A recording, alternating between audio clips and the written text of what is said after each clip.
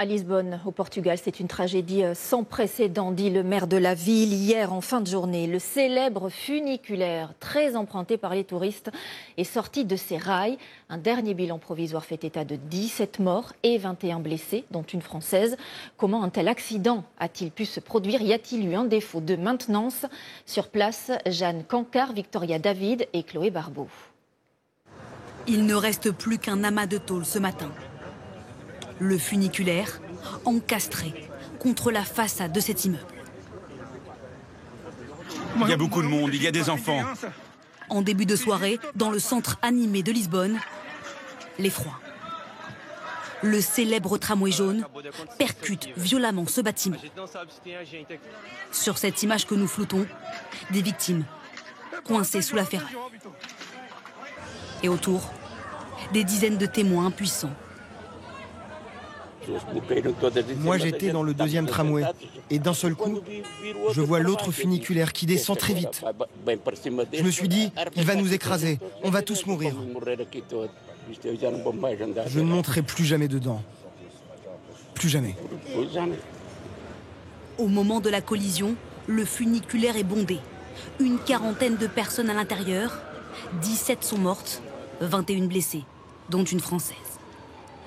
Il effectuait son trajet habituel, comme on voit ici sur ces images d'archives. Ils sont deux tramways à circuler, reliés l'un à l'autre par un même câble. Le poids de l'un fait monter l'autre dans une pente importante, 17% de dénivelé. Le câble qui les lie s'est-il cassé, provoquant la chute du tramway? C'est l'une des possibilités. Autre question, pourquoi le système de freinage complémentaire n'a-t-il pas fonctionné? Est-ce une défaillance technique ou une erreur du conducteur? Ce Français que nous rencontrons devait monter dans l'un des wagons. Et vu le monde qu'il y avait, j'ai dit, je ne vais pas faire la queue, je vais refaire ça une autre fois. J'ai échappé à la catastrophe, c'est clair. L'entreprise qui assure la maintenance l'affirme, les entretiens ont bien été effectués. Déjà en 2018, un accident avait eu lieu, une trentaine de blessés légers.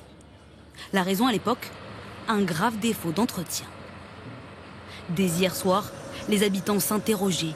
Comment un nouvel accident a-t-il pu se produire? Il faudrait faire plus d'inspections, avoir plus de personnel. On passe notre temps à nous parler de sécurité, mais on a chaque fois plus d'accidents. C'est une situation tragique, vraiment tragique. J'espère qu'il n'y a pas de défaut d'entretien de matériel, notamment avec les câbles du funiculaire. Une enquête est en cours pour déterminer les circonstances du drame. Les deux autres funiculaires de la capitale sont à l'arrêt pour être contrôlés. Un deuil national est décrété dans tout le pays.